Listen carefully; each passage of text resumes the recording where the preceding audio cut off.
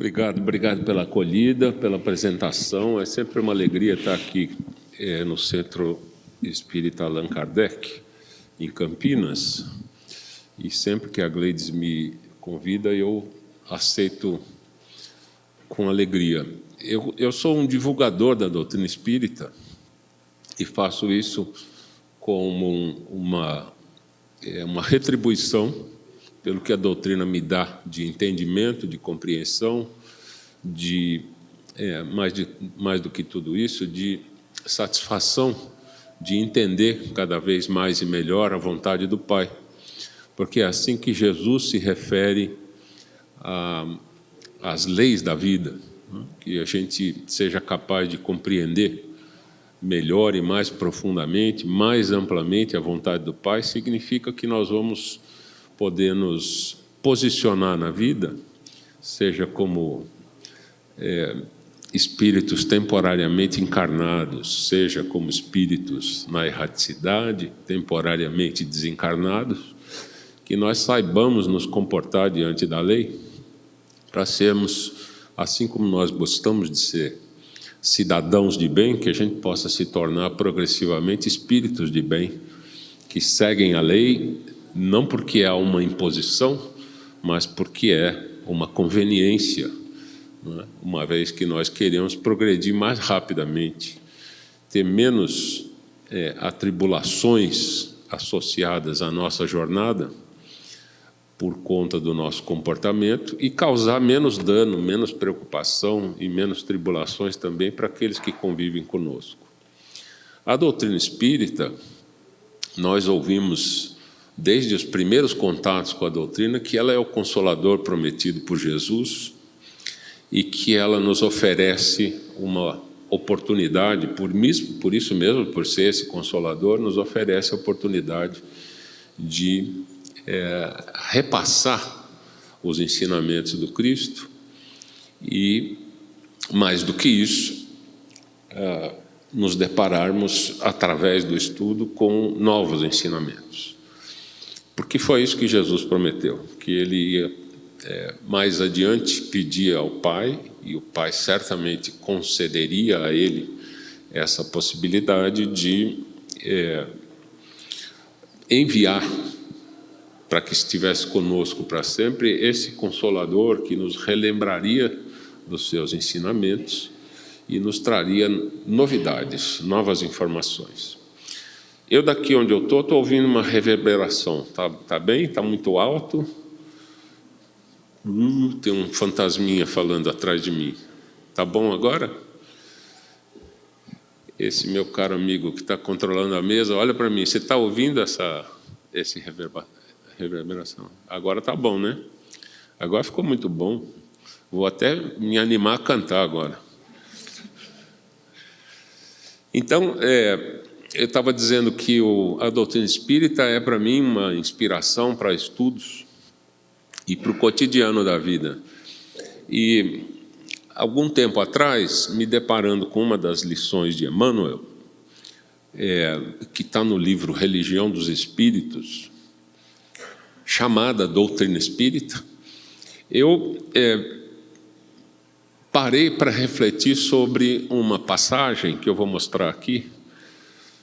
Então, é o livro Religião dos Espíritos, ditado pelo Emmanuel através do seu médium Chico Xavier. E lá no finzinho dessa lição ele diz assim: doutrina espírita quer dizer doutrina do Cristo. E a doutrina do Cristo é a doutrina do aperfeiçoamento moral em todos os mundos. E eu me vi, então, ao ler essa passagem, me vi estimulado a mostrar para mim mesmo, e quem sabe, se eu tivesse sucesso, mostrar para quem mais pudesse ter interesse, que a doutrina espírita é, de fato, a doutrina do Cristo. Então, o que eu fiz foi consultar o Livro dos Espíritos, livro 3, ou tomo 3, que é o das leis morais. O Livro dos Espíritos tem 4 partes, né?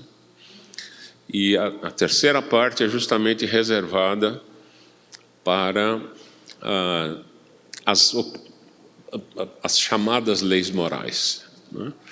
E, por outro lado, o Evangelho segundo o Espiritismo, que não é o Evangelho dos Espíritas, mas é uma síntese dos ensinamentos morais de Jesus, que aparecem nos Evangelhos, enfim, no Novo Testamento, alguma coisa também nos Atos dos Apóstolos, nas Epístolas de Paulo, enfim, tudo que vem depois de Jesus e está lá na Bíblia, como Novo Testamento, serve como fonte de informação para esse estudo que eu quis fazer.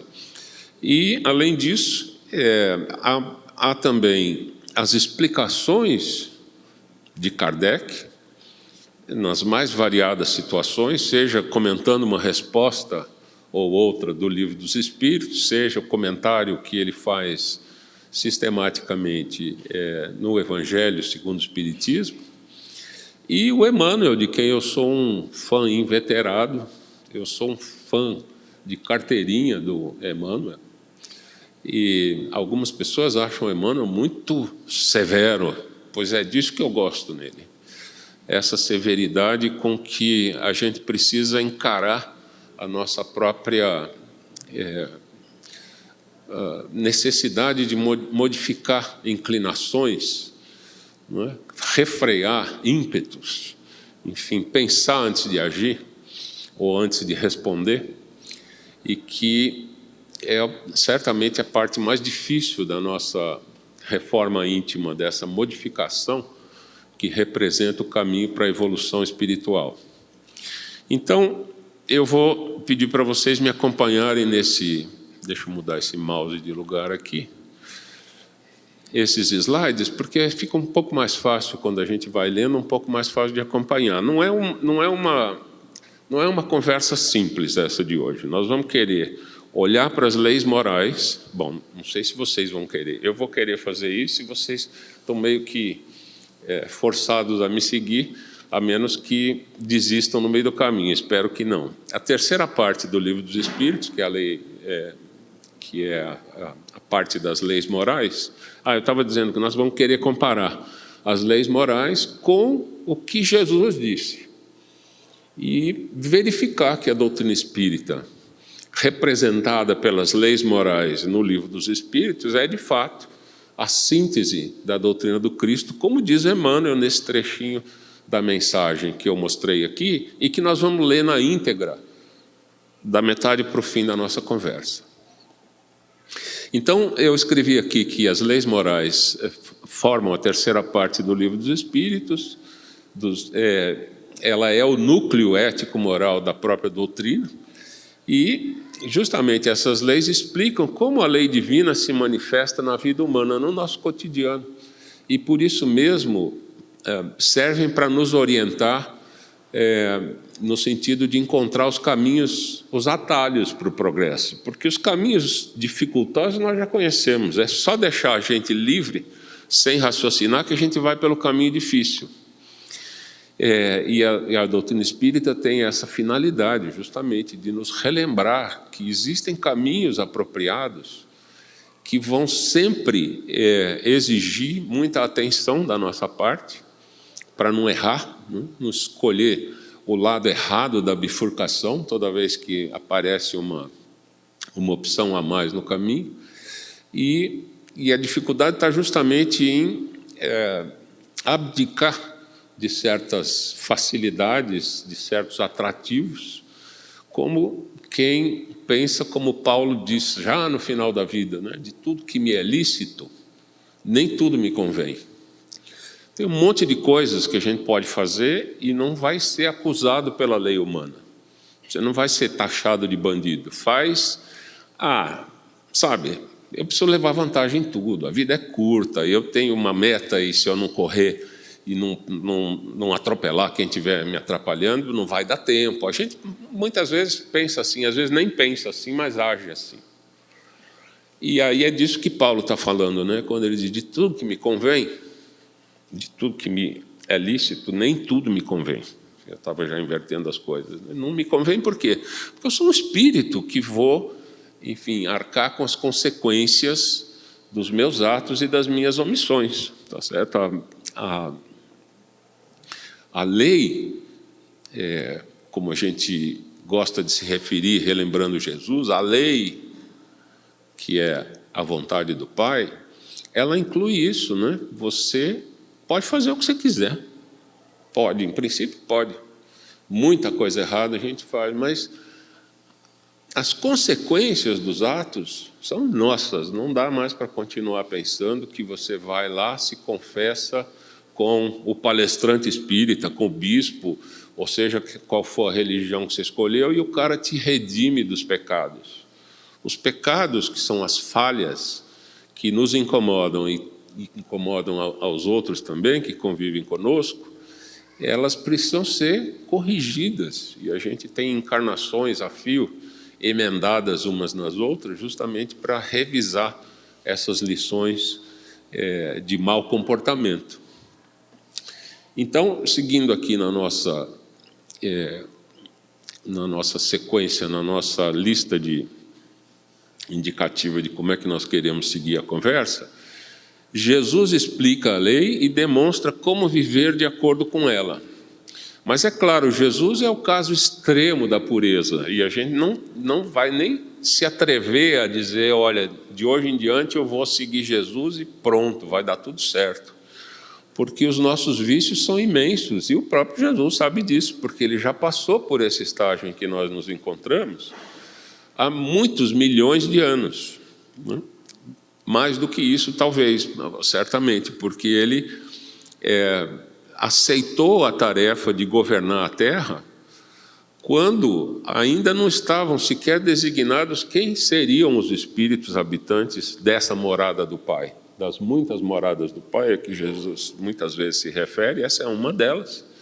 E ele está responsável por nós, as ovelhas, né? As ovelhas que o Pai me confiou, nenhuma se perderá. Ele vai cuidar de todos. Mas ele não vai fazer por nenhum de nós aquilo que nos cabe fazer, porque esse é o mérito de obter a evolução e alcançar o estado angelical que Jesus alcançou. Por outro lado, em termos da doutrina espírita, cujo codificador é Kardec, ela nos traz os princípios fundamentais que explicam a nossa realidade de espíritos, ou pelo menos nos oferecem as informações com as quais a gente pode raciocinar e chegar a conclusões. As leis morais mostram como viver, e Jesus representa a sua vivência perfeita. Na questão 648 do Livro dos Espíritos, Allan Kardec pergunta a eles se é correta a divisão da lei divina ou lei natural em 10 partes, porque é disso que nós vamos estar falando agora. São 10 leis morais que aparecem no Livro dos Espíritos. E eles respondem que sim, essa divisão é a mesma divisão de Moisés, ou pelo menos em números, né? Nós sabemos que Moisés trouxe para o seu coletivo, aquele grupo que ele liderava, 10 mandamentos. Então, os Espíritos dizem, tá bom, essa é a divisão de Moisés, abrange todas as circunstâncias da vida, mas, na verdade, não tem nada de absoluto nisso. Você pode usar 10, 8, 32. Jesus usa 2 leis, né? Amar a Deus sobre todas as coisas, ou seja, reconhecer que há um Criador, e as criaturas como a si mesmo, igualando-nos a todos os nossos irmãos. Então, segundo Jesus, a lei e os profetas estão contidas em 2. Estão contidas em 2. A lei e os profetas quer dizer, naquela época, tudo que você precisa saber sobre o Velho Testamento, isso é a lei e os profetas, se resume a você reconhecer que há um Criador e criaturas. E que as criaturas, por outro lado, são todas iguais diante do Criador. Não tem privilégio nenhum. Então a gente vê diferenças, mas não aceita privilégios. Porque, claro, nem todos foram criados ao mesmo tempo, e se fomos criados ao mesmo tempo de alguém, tivemos histórias diferentes. Então, nós podemos estar em estágios evolutivos relativamente diferentes, que com o passar dos séculos, dos milênios, das centenas, dos milhares de encarnações, nós vamos meio que nivelando e nos aproximando mais e mais desse estágio desejado de eliminar as nossas lacunas de compreensão, as nossas falhas de formação e de educação espiritual, principalmente, para ir nos tornando mais e mais candidatos sérios à angelitude. Nós queremos todos ser anjos. Quem não se deu conta disso, talvez esteja pensando mais nas asas do que na inteligência, na sabedoria do anjo. O anjo não tem asa, não precisa de asa. Bom, quais são essas leis morais? A lei de adoração, isso é a escolha de Kardec, que fala da ligação da criatura com o Criador. Toda religião, e a doutrina espírita tem esse aspecto religioso, que é ser a doutrina do Cristo, toda religião tem que ter como objetivo, dentre outros possíveis, esse objetivo de religar, daí o nome religião, religar a criatura com o Criador. E, de alguma maneira, oferecer respostas às perguntas óbvias da vida. O que é a vida? De onde eu vim? Para onde eu vou? Como é que eu faço? Aqui nesse meio tempo entre ter chegado e estar saindo nessa vida corpórea, algumas religiões não acreditam em reencarnação, a maioria delas. Ainda assim, cabe essa pergunta, né? De onde eu vim? Eu já existia como espírito ou alma antes de ter esse corpo? E quando eu perder esse corpo, porque ele vai morrer e se desintegrar, para onde que eu vou? O que será de mim? Eu continuo sendo essa individualidade ou eu vou ser uma gota no oceano e o oceano é tudo igual? Não tem mais indivíduos quando você joga a gota no oceano. Então, a religião precisa dessa característica de oferecer às criaturas um caminho de religação com o Criador. Depois, a segunda lei moral é a lei do trabalho, e que, eventualmente, no final das contas, quer dizer que toda ocupação útil é indispensável para o progresso. Ou, dito de outra maneira, você quer progredir, precisa se ocupar com algo útil. Na pior das hipóteses, ou na mais ampla das hipóteses, será muito útil se tornar um espírito melhor. Então, trabalhar é parte do processo evolutivo. A lei de reprodução é a porta de entrada ou de reentrada no mundo material. Então, a lei de reprodução é uma lei fundamental quando você considera que o nosso processo evolutivo pressupõe um número enorme, incontável para nós, de encarnações. Para encarnar, você precisa de um corpo. Então, alguém tem que fazer por onde? Né? Tem que dar os passos certos para gerar esse corpo. E a reprodução é justamente essa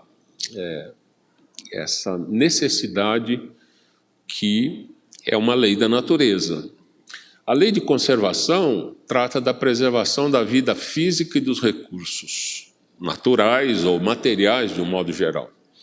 Existem muitos e muitos recursos que a gente usa no nosso cotidiano, hoje em dia, que não dão em árvore. Você não vai lá e vai minerar um semicondutor pronto para fazer o seu computador. A maior parte das coisas que a gente utiliza no cotidiano são obras nossas, da humanidade, a partir de recursos que a natureza nos oferece. Mas, mais do que isso, integrando esses recursos de maneira racional. Então, nem todos nós somos capazes de entender como funciona um celular, um computador, como é que é essa comunicação via internet a longa distância. Nem todos nós, infelizmente, têm sequer acesso a essas facilidades, mas essas são conquistas da humanidade no estágio atual e que nós gostaríamos de fazer a nossa parte para disseminar a possibilidade de alcance, de acesso para todos os seres encarnados, né? Coisa que é ainda rara e nos separa enormemente do estágio moral que a gente gostaria de alcançar. O estágio tecnológico da humanidade é fantástico, fenomenal. Nós somos capazes de reconhecer doenças de velho. A Gleides não gosta que eu falo que o corpo está velho. Doença de velho é aquela que a gente só conhece depois que o corpo envelhece. E o corpo só envelheceu porque a ciência foi capaz de entender como é que ele funciona e providenciar remédios, protocolos, procedimentos, cirurgias, enfim, fazer o corpo durar mais. Então, tudo isso é obra do intelecto humano, né? Da nossa compreensão de como é que as coisas materiais funcionam. Mas as coisas espirituais nós sabemos pouco. E nós somos uma sociedade tecnológica e moral. Lamento dizer, para quem não tinha percebido. Nós precisamos nos moralizar individualmente para podermos transformar coletivamente a sociedade em um coletivo que seja melhor, como corpo, né? Como conjunto de indivíduos. A lei de destruição, que é a quinta lei moral, é necessária. Parece estranho, tem uma lei para destruir. Para você transformar e renovar, é preciso desfazer aquilo que está feito, muitas vezes feito de forma muito enraizada e que só mesmo passando o fogo destruidor é que você vai conseguir, enfim, balançar os alicerces, desfazê-los e reconstruir a partir do zero certas ideias equivocadas que a gente tem sobre a vida.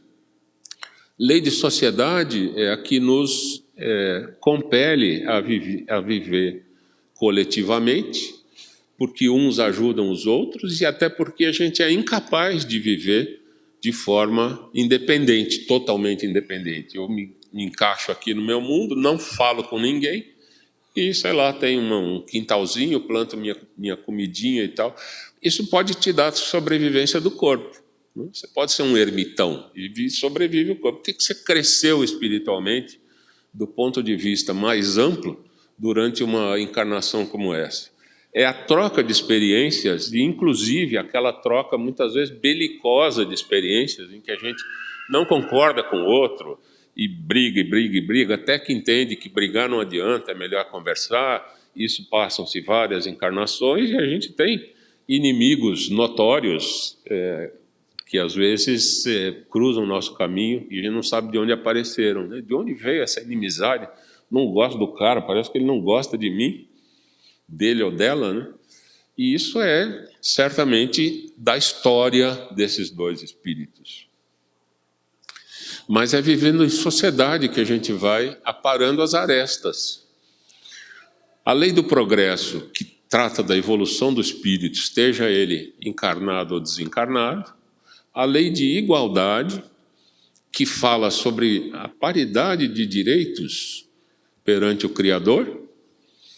Lei de liberdade, que é o livre-arbítrio, faz o que quiser, mas a responsabilidade é sua, não é do vizinho. Não adianta deixar o quintal sujo e achar que vai invadir a terra alheia, escravizar, trazer para cá e agora limpa o meu quintal. Nós fizemos isso ao longo do nosso processo de desenvolvimento civilizatório, um civilizatório bem entre aspas, escravizando os mais fracos. Eu sou forte, eu sou sabido, eu monto um exército e você trabalha para mim. Esse tempo tem que ter passado, não é possível que a gente continue pensando desse jeito. Mesmo quando você está falando, ainda tem gente achando que o país do vizinho devia ser seu, né?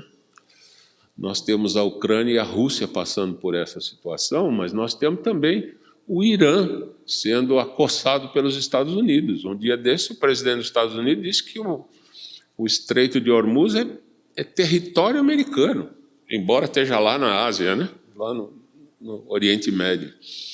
Então, as lideranças mundiais ainda estão nos levando, nos arrastando por essa situação, e nós precisamos aprender, cada um a seu modo, exercitando, a vibrar pelo mundo, para que a gente pare de aceitar essas lideranças.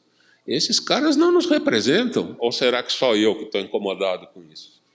Essa gente toda que está brigando, bombardeando e mandando fazer bomba agora de 1 milhão, 2 milhões de dólares num toque de caixa porque o estoque está baixo, essa gente não me representa. Eu não reconheço o estágio evolutivo da humanidade, né, como merecedor de representantes ou líderes como esses. Mas eles estão aí. e eles têm as armas. Então nós vamos ter que nos armar, no melhor sentido da palavra, se é que existe, com instrumentos e ferramentas que, de alguma maneira, nos façam melhores, para que o mundo populado por gente melhor, como nós queremos ser, possa ser um mundo melhor. O mundo não vai passar dessa condição de provas e expiações em que se encontra agora para um estágio de regeneração, que é o próximo estágio a partir do qual nós nos encontramos agora, porque a Terra está se mexendo, porque a geografia e a geologia vão mudar. Ele só vai passar a ser um mundo de regeneração se os espíritos que vivem no planeta Terra, encarnados e desencarnados, se dispuserem a se regenerar. E nós precisamos fazer parte disso, pelo menos fazer a nossa parte. Me estendi aqui. A última lei das 10 leis morais é a lei de justiça, amor e caridade, que é, eu diria, o ponto culminante, o ápice da moralidade e a síntese da conduta apropriada dos espíritos. Então, cada uma delas, nós vamos dar uma passadinha aqui, olhando uma breve síntese da lei, né? O que lendo a lei a seção Lei de Adoração no Livro dos Espíritos, a gente pode extrair como a síntese de cada uma delas, e o que Jesus fala, o que a doutrina espírita fala, e, eventualmente, o que Kardec fala, e daí, no final, vem um comentário que eu pincei das obras do Emmanuel. Essa água está muito boa. Mas está muito pouca já. Fluidificada. Eu acredito. Eu acredito. Mas eu quero mais. Alguém me socorre, né? Então, lei de adoração, em síntese, diz que o ser humano passa ou possui uma tendência natural de buscar Deus e fortalecer essa ligação pela oração, pela meditação, pela gratidão e pela vivência espiritual. Jesus diz assim, para exemplificar a lei de oração: quando fores orar, a lei de adoração, quando fores orar, entra no teu quarto e, fechando a porta, ora a teu Pai. Eu podia ter incluído aqui de onde sai isso, está nos evangelhos. Nos meus rascunhos eu tenho, só para não cansá-los com isso, porque senão eu falo, nossa, como é que eu vou lembrar disso? Quem quiser essas coisas aqui depois, eu posso passar um PDF, para você dar uma repassada assim, e falar, como é que é mesmo? Jesus disse isso. E o que diz? Muito obrigado. Puxa vida, agora eu vou falar mais 1h30. Essa água fluidificada é uma bênção.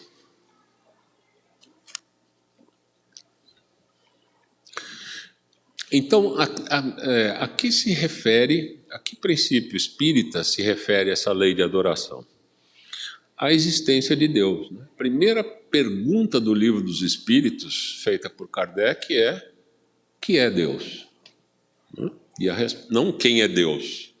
Que é Deus. Kardec entendendo que tem quem, que somos nós, e que é Deus, Criador. Deus é a inteligência suprema, causa primária de todas as coisas. Certo? Então, se ele é a inteligência suprema, causa primária de todas as coisas, merece a minha atenção, no mínimo. E a gente pode falar em adoração, que é uma palavra que vem a doutrina espírita tem 169 anos, primeira edição do Livro dos Espíritos. Algumas religiões falam muito em adoração e a gente, enfim, segue o que está escrito no livro, que era uma palavra em voga. Mas adoração, para nós, não é se ajoelhar e ficar conversando com Deus em cima do milho para pagar os pecados e tal. Né? Adorar é reconhecer, para o espírita, é reconhecer que tem um Criador que é responsável por tudo. E é a vontade dele que se manifesta em todas as coisas, em todo o universo. O que diz Kardec? A verdadeira adoração é demonstrada mais pelos atos do que pelas manifestações exteriores. Em algum dos comentários de Kardec tem isso. E eu pensei aqui uma frase de Emmanuel: a oração não é fuga dos deveres, é força para cumpri-los melhor. Porque a gente tem esse hábito de dizer assim, meu Deus, me livra dessa. Meu Deus, me livra dessa. E Deus está pensando, né? Imagino eu, como te livro dessa? Essa aí é a sua oportunidade de refazer a lição, de entender. Você fez tudo errado e quer que eu te aprove? Não pode. Tem que passar por essa lição agora. Então, Emmanuel, com a sabedoria que lhe é característica, né, nos coloca, como quase sempre, o dedo na ferida. A oração não é fuga dos deveres, é força para cumpri-los melhor. Então, Deus me livra dessa? Esquece. Deus me ajuda a ter força para encarar isso aqui, porque isso é meu. Eu já entendi que é meu e eu vou ter que dar conta disso. Lei do trabalho. O trabalho é instrumento de aperfeiçoamento material, intelectual e moral. Isso é o que diz a lei do trabalho, essencialmente. Jesus diz, meu Pai trabalha até agora, e eu trabalho também. Então, essa ideia de que o universo está pronto, ou estava pronto há 2000 anos, cai por terra. Meu Pai trabalha, e eu trabalho também. Então, o trabalho não é aquilo que a gente faz enquanto não consegue se aposentar, né? O trabalho é essencial para o crescimento espiritual. Você fala, não, o trabalho é essencial para o crescimento material. Eu preciso comprar um carro, preciso comprar uma casa, preciso me alimentar bem, eu gosto de me vestir de tal jeito. Tudo isso faz parte da vida. Você pode querer, não tem problema nenhum. O problema é imaginar que é só isso, porque daí você, com seu corpinho, se desligam e sobra você, não tem mais o corpo. E sem o corpo material, o espírito não usa carro, não mora em casa de tijolo, não usa dinheiro, e aí sobra o quê? São aqueles valores que a traça não come, que a ferrugem não corrói, que o ladrão não rouba, aos quais Jesus se refere. São as conquistas individuais que a gente leva conosco para sempre, e pode modificá-las ou a elas acrescentar novas conquistas. O trabalho, de acordo com a doutrina espírita, é a alavanca de progresso do espírito. É através do esforço que cada um de nós evolui. Kardec, em dada passagem, diz: o trabalho constitui uma das principais ferramentas de desenvolvimento do espírito. E Emmanuel fala muito sobre todos esses aspectos, e uma frase que eu trouxe para cá, para a gente refletir, é essa aqui: trabalhar não significa apenas exercer profissão. Servir ao próximo também é trabalho perante Deus. O trabalho tem uma conceituação, em geral, quem está já há tempo na casa espírita aceita muito bem essa conceituação, né? A gente sabe que a casa espírita, mais do que... Aqui a minha tela está fazendo assim, alguém está fazendo alguma coisa aí? Não. Então vamos seguindo. A terceira lei, que é a lei de reprodução, garante, a reprodução é o que garante a continuidade da vida corporal e oferece aos espíritos oportunidades de reencarnação. Mas sem corpo a gente não tem como reentrar. O que é que diz Jesus sobre a lei de reprodução? Dentre outras coisas, essa que eu escolhi para exemplificar: deixará o homem pai e mãe e se unirá à sua mulher. Então, essa passagem que Jesus dá, essa explicação, que parece natural para nós, é uma espécie de validação de que a junção de dois corpos, a comunhão de dois corpos de sexos opostos é que vai permitir a abertura dessa porta de entrada ou de reentrada do espírito no corpo material ou no mundo material. O princípio espírita é o da reencarnação, e a reprodução fornece os corpos necessários ao retorno dos espíritos à experiência terrestre. Kardec diz isto: a família constitui importante instrumento para o progresso dos espíritos encarnados. E Emmanuel: a grande missão da família não é apenas gerar filhos, mas educar espíritos. Bom, o tempo não está passando mais devagar como eu queria, então tem que correr aqui um pouco mais. Lei de conservação. Eu vou ler direto o que Jesus, o que eu escolhi das frases de Jesus. Aqui são duas. Dai-lhes vós mesmos de comer. Ele fala isso no fenômeno da multiplicação dos pães e peixes. E depois ele diz, recolhei os pedaços que sobraram, para que nada se perca. Então, Jesus é capaz de, a partir de alguns pães e uns peixinhos, alimentar uma multidão. Mas ele não deixa tudo largado lá. O que sobrar, junta aqui de novo, porque isso é útil. Né? Essa lei de conservação, na fala de Jesus, passa muitas vezes despercebida para a maioria dos leitores dessa passagem no Sermão da Montanha, em que ele são duas passagens, né, com multiplicação de pães. O princípio espírita associado é a providência divina, já que Deus provê os recursos indispensáveis à vida. Kardec diz, o homem deve utilizar os recursos da vida com equilíbrio, evitando tanto a privação quanto o excesso. É claro que todo mundo entende que não é só o homem, né? É o ser humano. A mulher também, tá? Não é para ficar esbanjando coisa aí, né? Brincadeira, pode rir. Emmanuel, os excessos de uns frequentemente fazem falta a muitos. Isso é uma verdade indiscutível. Lei de destruição. A destruição é parte dos processos de renovação que possibilitam o progresso da vida. Jesus diz isso, se o grão do trigo não cair na terra e não morrer, como o grão de trigo, fica ele só. Mas se morrer, produz muito fruto. Então, essa lei de destruição, que espanta muitas vezes à primeira vista, está falando justamente dessas transformações indispensáveis para que a evolução ocorra. Né? Princípio espírita, imortalidade da alma. A morte destrói o corpo, não o espírito. Kardec, a destruição é um princípio da natureza. Emmanuel, toda crise bem aproveitada converte-se em oportunidade de crescimento. Lei de sociedade, o ser humano foi criado para viver em sociedade. Jesus, onde estiverem 2 ou 3 reunidos em meu nome, aí estarei.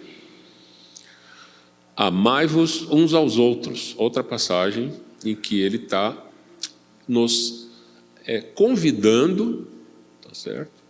Para convivermos. Princípio espírita, as relações espirituais. Os espíritos reencontram-se continuamente em suas experiências reencarnatórias. E Kardec diz, o homem é feito para viver em sociedade, enquanto Emmanuel tem essa pérola curtinha. Conviver é aprender. Você quer conhecer uma pessoa, come um saco de sal com ela. Né? Sabe essa história? Antiga, né? Até comer um saco de sal passam muitos e muitos anos. E aí você tem oportunidade de conviver o suficiente para compreender e conhecer melhor. Lei do progresso. Todos os espíritos estão destinados ao aperfeiçoamento. Eu gosto muito de uma frase também atribuída a Jesus, que diz que nós somos criados simples e ignorantes, desprovidos de qualquer conhecimento.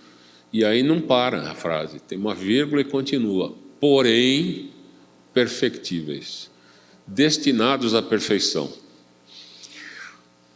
Jesus diz, sede perfeitos como perfeito é vosso Pai Celestial. Então tem lá um modelo. Ele, que é um espírito angelical, ainda usa o Pai como modelo e meta. O princípio do espírito é justamente a perfectibilidade do espírito. Todos avançam rumo à perfeição. E Kardec, eu me dei a liberdade aqui de trazer a frase que está inscrita na lápide de Kardec, no cemitério onde o corpo dele foi enterrado em Paris, que é nascer, morrer, renascer ainda e progredir sempre, sem cessar. Tal é a lei. Essa frase, dizem que foi o Leon Denis que escreveu, mas ela resume o pensamento kardeciano. Emmanuel, nenhuma experiência é inútil. Delas podemos extrair aprendizado. Podemos, nem sempre o fazemos, né? Lei de igualdade. Todos os espíritos possuem a mesma origem e as mesmas possibilidades evolutivas. E Jesus, a esse respeito, diz: todos vós sois irmãos. O princípio espírita é o da fraternidade universal, já que nós todos somos membros da mesma família espiritual. Kardec: perante Deus, todos os espíritos possuem as mesmas possibilidades de evolução. E uma frase de Emmanuel a esse respeito: as diferenças humanas são circunstanciais. A essência espiritual é a mesma. Isso é uma lei de igualdade. Lei de liberdade. Possui o espírito livre-arbítrio e responde pelos resultados de suas escolhas.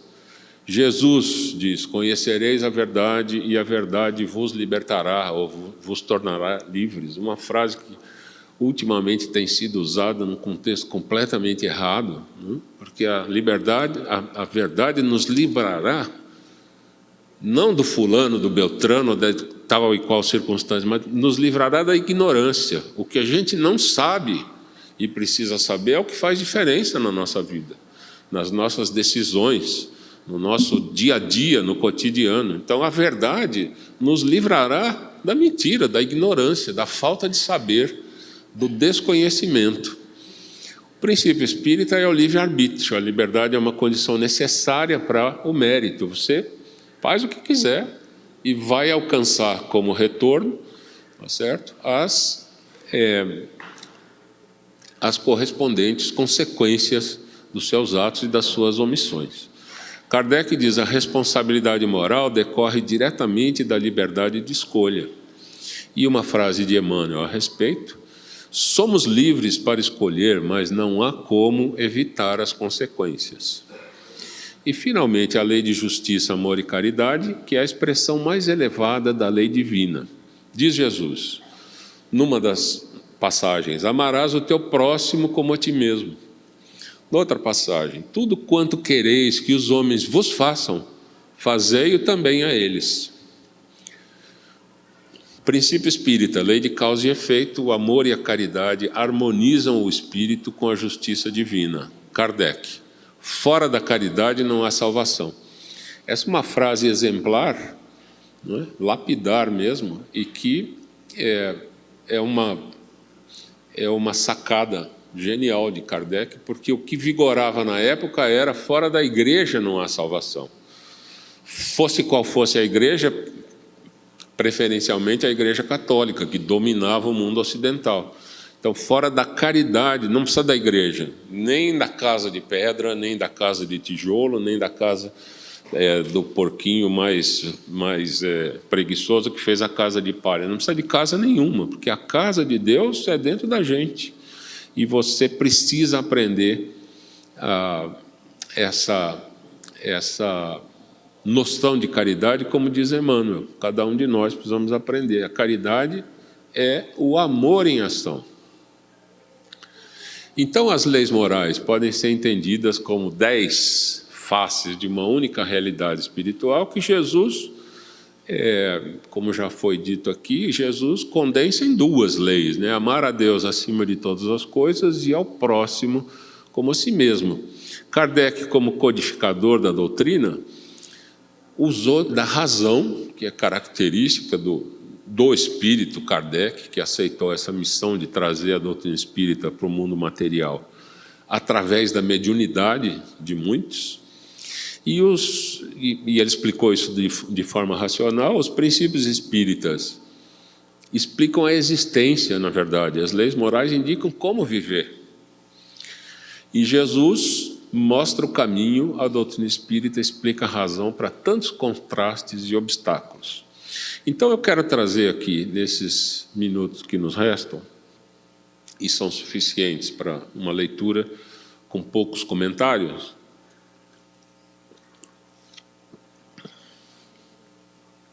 dessa lição Doutrina Espírita, do livro Religião dos Espíritos, que motivou esse estudo que eu acabei de compartilhar com vocês, ou cuja síntese eu procurei compartilhar aqui. A lição diz assim: toda crença é respeitável. No entanto, se buscaste a doutrina espírita, não lhe negues fidelidade. É muito comum que as pessoas confundam a doutrina espírita com mediunidade. Qualquer religião que tiver mediunidade é espiritismo. Espiritismo e doutrina espírita foram termos cunhados por Kardec, criados por ele, porque ele diz assim: conceitos novos requerem palavras novas. Então, doutrina espírita e espiritismo representam vocabulário novo.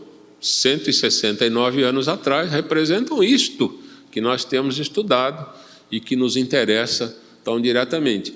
Outras religiões, outras seitas, outros agrupamentos humanos que aceitem a mediunidade, a sobrevivência do espírito, são espiritualistas, não são espíritos. Nós não vamos reivindicar direitos autorais, não, me devolve aqui a palavra que ela é só minha, mas é importante que a gente saiba fazer essa distinção, né? Não, eu sou espírita, mas eu vou no centro Allan Kardec, depois eu vou lá no centro de Umbanda, depois eu vou lá num outro sessão budista, escolhe uma, porque elas não são equivalentes, cada uma tem seu corpo mais coeso ou menos coeso. Essa ideia de que você pode ser um multirreligioso e que até algumas décadas atrás a própria religião católica admitia, você pode ser um católico não praticante, sabe-se lá o que quer dizer isso? Não existe espírita não praticante, não tem sentido isso. Você acredita naquilo, porque aquilo faz sentido, não é porque o orador espírita falou, não é porque o divulgador falou, porque está escrito no livro ABC. Você acredita naquilo, aquilo faz sentido e, portanto, vai se dedicar a viver de acordo com a vontade do Pai. Toda religião é sublime. Então ele vai dizendo assim, toda religião é isto, sempre um elogio. Toda religião é sublime. No entanto, só a doutrina espírita consegue explicar-te os fenômenos mediúnicos em que toda religião se baseia. A religião é um contato, é uma via de contato entre os planos material e espiritual. Se você vai para outras religiões, talvez eles não vão aceitar essa frase que eu acabei de dizer, mas é disso que se trata, né? Você está falando com espíritos de santos que já viveram e já morreram e acreditam, então, aqueles seguidores daquela religião, que o espírito continua sendo aquele, né, que está representado numa imagem, etc. A via de comunicação entre os planos diferentes da vida, certo? Se esclarece através da mediunidade, quando os espíritos se manifestam, espíritos desencarnados se manifestam e espíritos encarnados podem com eles conversar ou deles receber mensagens. Toda religião é santa nas intenções. No entanto, só a doutrina espírita pode guiar-te na solução dos problemas do destino e da dor. Toda religião auxilia. No entanto, só a doutrina espírita é capaz de exonerar-te do pavor ilusório do inferno, que apenas subsiste na consciência culpada. O inferno não é um lugar físico, né? Mas é um estado de espírito. Não tenho tempo de expandir mais essa ideia, que me parece muito importante, mas e que fica para uma outra ocasião. Toda religião é conforto na morte. No entanto, só a doutrina espírita é suscetível de descerrar a continuidade da vida, além do sepulcro. Então, a vida continua, mas como? É daquele jeito que a religião diz, tem um santo, tem um outro que não é santo, o outro foi para o purgatório, o outro foi para o inferno e vai ficar lá para o resto dos tempos, por toda a eternidade. Em doutrina espírita, a gente preza muito essa capacidade que a doutrina nos oferece e os meios com que ela nos municia para que a gente possa, de fato, estudar o mundo espiritual e entender melhor como é que as coisas funcionam nessa realidade mais ampla, que é a nossa, e que estamos aqui temporariamente limitados de acessá-la por conta do aprisionamento no corpo físico. Toda religião apregoa o bem como preço do paraíso aos seus profitentes. No entanto, ou seja, quer entrar no paraíso tem que ser bom. No entanto, só a doutrina espírita estabelece a caridade incondicional como simples dever, fazendo mais que obrigação. Toda religião exorciza os espíritos infelizes. Tem exorcismo mesmo, né? A gente sabe disso. Não acredito em espírito, mas tem padre que é especializado em exorcizar. No entanto, só a doutrina espírita se dispõe a abraçá-los como doentes, neles reconhecendo as próprias criaturas humanas desencarnadas em outras faixas da evolução. Toda religião educa sempre. No entanto, só a doutrina espírita é aquela em que se permite o livre exame, com o sentimento livre de compressões dogmáticas, para que a fé contemple a razão face a face.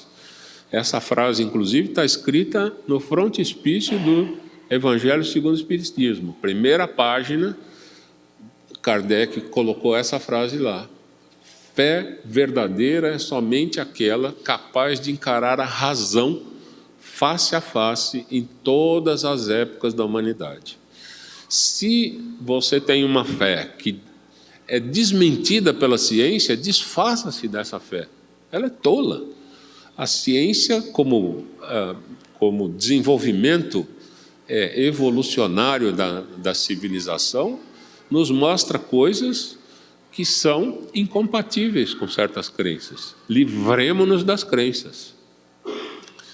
Toda religião fala de penas e recompensas. No entanto, só a doutrina espírita elucida que todos colheremos conforme a plantação que tenhamos lançado à vida, sem qualquer privilégio na justiça divina. O semear é livre, no entanto, a colheita é obrigatória. Não pode semear vento e achar que o outro é que vai se ver com a tempestade. Somos nós mesmos. Quem semeia vento, colhe tempestade. Nesta vida, aí se fala nessa vida encarnado, nessa, na outra, nesta vida interminável do Espírito. Toda religião, erguida em princípios nobres, mesmo as que vigem em outros continentes, embora nos pareçam estranhas, guardam a essência cristã. No entanto, só a doutrina espírita nos oferece a chave precisa para a verdadeira interpretação do Evangelho. E aqui é importante a gente frisar como o Evangelho, nos primeiros séculos, foi modificado por conveniências físicas daqueles que se interessavam em tomar para si o poder através da religião e criar uma religião que, lamentavelmente, dominou o hemisfério ou o mundo ocidental, dizendo melhor, e que, na verdade, se afastou enormemente das ideias do Cristo.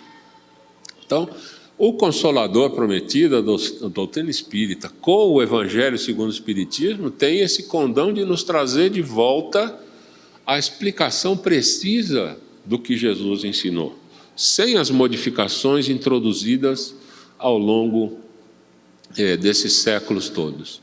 Porque a doutrina espírita é em si a liberalidade e o entendimento, a quem julgue seja ela obrigada a misturar-se com todas as aventuras marginais e com todos os exotismos, sob pena de fugir aos impositivos da fraternidade que veicula.